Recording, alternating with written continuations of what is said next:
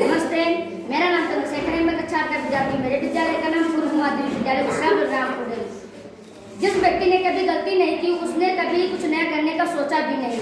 ये कहना है एक महान वैज्ञानिक का, जिन्होंने theory of relativity, theory of light और अन्य जैसे कॉन्सेप्ट को समझाया है, जिसे बचपन में मंद बुद्धि तक, यहाँ तक कि 5 साल उम्र तक उसे अच्छे से बोलना भी नहीं आता था। दोस्तों, उस महान वैज्ञानिक का नाम है अल्बर्ट आइंस्टीन। वो हमेशा कहते थे कि बीते हुए कल से सीखो, आज में जियो और आने वाले कल से आशा रखो। सबसे अच्छी बात यह है कि प्रश्न पूछना कभी बंद मत करो। तो दोस्तों, चलिए अल्बर्ट आइंस्टीन जी का जन्म कैसे शुरू करते हैं। अल्बर्ट आइंस्टीन जी का जन्म 14 मार्च 1879 को एक जर्मन गांव में हुआ था। उनके जन्म के कुछ दिन बाद ही उनकी पूरी फैमिली एक म्यूनिख शहर में शिफ्ट हो गई। उसके बाद जब उनका जन्म हुआ था तो सभी बच्चे से अलग थे, नॉर्मल बच्चे से बहुत अलग थे, क्योंकि उनका सिर उनके शरीर से काफ़ी बड़ा था। यहाँ तक कि वो जो उनको ज़्यादातर अपने उम्र के साथ के बच्चों के साथ खेलना भी पसंद नहीं था। यहाँ तक कि उन्हें स्कूल से ज़्यादातर नफरत था। वो 5 साल में जब 5 साल के थे तो उनका एक बार बहुत तेज तबीयत खराब हो गया, जिसके कारण उनके पिता उन्हें एक कंपास सुई ला कर दी। कंपास सुई को वो देखकर हैरान नहीं थे, क्योंकि कंपास सुई को किसी भी दिशा में घुमाते तो केवल मात्र 2 दिशा में आकर होता है, एक नॉर्थ एक साउथ। इसे देखकर वो बहुत हैरान रह गए। वो जब फिजिस्ट बन गई तो उसके बाद उन्होंने कहा भी था कि मुझे फिजिक्स को में दिलचस्पी ज़्यादातर उसी को देखकर ही आई थी। यहाँ तक कि उन्हें 15 साल से पहले ही वो प्रोफेशनल और इंटीग्रियल में महारत हासिल कर लिया था। जब वो 5 साल के थे तो अच्छे से बोल नहीं पाते थे। एक दिन वो अपने माता पिता के साथ डिनर कर रहे थे रात का, तभी उन्होंने कहा खाना बहुत तीखा है। शब्द इतना अच्छा उच्चारण करके उनके माता पिता खुश हो गए। दूसरे दिन उनका एडमिशन कैथोलिक एलिमेंट्री स्कूल में करा दिया।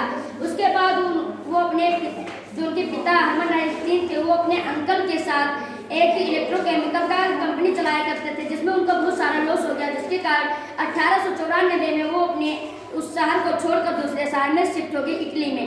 लेकिन जो अल्बर्ट आइंस्टीन जी थे वो एक ही शहर में अपना हाई स्कूल की पढ़ाई कर रहे थे, जिसके कारण वो वहाँ से नहीं आए और उनकी फैमिली को दूसरी जगह शिफ्ट होने के बाद ही वो अपना स्कूल भी छोड़ दिए।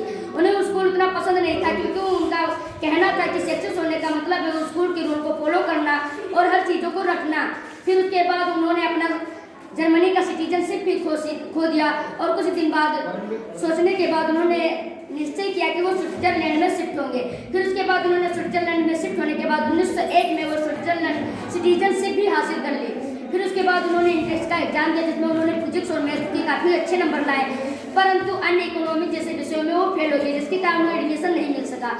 फिर उसके बाद उन्होंने एक स्कूल में एडमिशन लिया, जिसमें उन्होंने हाई स्कूल बहुत अच्छे नंबर से पास किया, जिसकी वजह से उन्हें उस स्कूल में दोबारा एडमिशन मिल चुका था। उस पूरे स्कूल में मात्र एक लड़की थी जिसने वो एग्जाम पास करके उसमें एडमिशन लिया था, उनका विवाह उससे हो गया। और उसके बाद उन्होंने अपनी पढ़ाई पूरी करने के बाद कई सारी नौकरियां ढूंढने लगे, लेकिन नहीं मिला। वो लोगों को पढ़ाना चाहते थे, बच्चों को, लेकिन कोई ठंडा पोस्ट नहीं मिला। यहाँ तक कि उन्हें जॉब ढूंढ रहे थे, लेकिन जॉब भी नहीं मिला।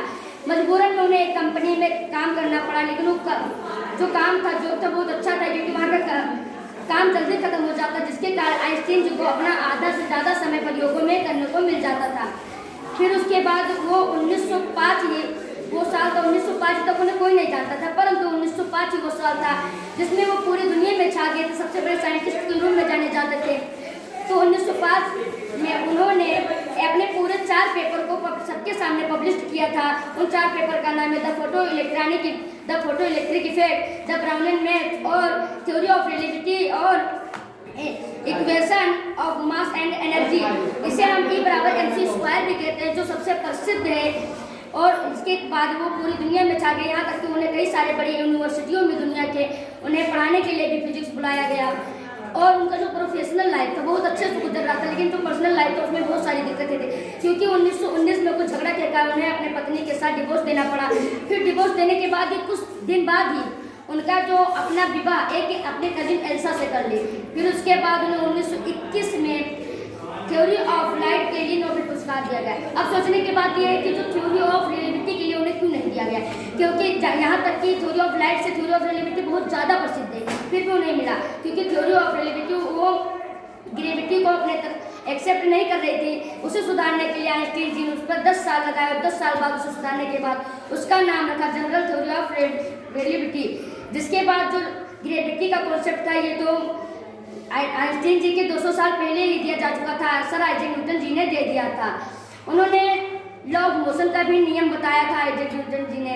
उन्होंने बताया था कि जब भी कोई चीज़ को ऊपर फेंका जाता है तो उस बल को पृथ्वी द्वारा अपने तरफ खींचा जाता है, जो बल लगाया जाता है उसे गुरुत्वाकर्षण बल कहते हैं। ये कॉन्सेप्ट उन्होंने दिया था, लेकिन उन्होंने ये नहीं एग्जैक्ट बताया था कि ये काम कैसे करता है, जो कि आइंस्टीन जी ने थ्योरी ऑफ रिलेटिविटी में एकदम एग्जैक्ट बताया है कि किस तरह सूर्य का चक्कर पृथ्वी और पृथ्वी का चक्कर चंद्रमा लगाता है। फिर 17 अप्रैल 1985 को वो अपने आप को क्रिस्टन हॉस्पिटल में भर्ती किए और उसके बाद उन्हें पता चला कि जो उनका वृक्क होता है छन्नी, उसका बेड फट चुका है, जिसके कारण उन्हें सर्जरी करानी पड़ेगी, लेकिन उन्होंने सर्जरी कराने से मना कर दिया, जिसके कारण दूसरे दिन उनकी मौत हो गई। और मौत से पहले उन्होंने कहा था कि मेरे शरीर के ऊपर कोई रिसर्च नहीं होगा, लेकिन एक थॉमस हार्वे नाम का पेथोलॉजी का वैज्ञानिक उनके ब्रेन को निकाल लिया, उसको रिसर्च करने लगा, यहाँ तक कि उसे पकड़ा भी गया, जिसके वजह से उसको अपना जॉब भी छोड़ना पड़ा। लेकिन हालांकि बाद में आइंस्टीन जी के पुत्र ने उस पर रिसर्च करने का आज्ञा दे दिया, जिसके कारण रिसर्च करने के बाद पता चला कि आइंस्टीन जी के ब्रेन में कुछ ज़्यादा कोशिका था, जिसके कारण उस बाकियों से अलग थी। यहाँ तक कि उनका जो ब्रेन था अभी भी फिलाडेल्फिया के म्यूजियम में रखा गया है। वो हमेशा कहते थे कि हर व्यक्ति जीनियस होता है। अगर मछली को पेड़ पर चढ़ने की योग्यता के नज़र से जज करेंगे तो हमेशा यही सोच कर दिएगा कि दुनिया का सबसे बड़ा मूर्ख व्यक्ति वही है। हमेशा वो कहते थे कि अगर आपको दूसरे के मुकाबले बाद में सफलता मिलती है तो आप दुखी मत होइए, क्योंकि छोटे घर जल्दी बनते और महल बनने में समय लगता है। धन्यवाद।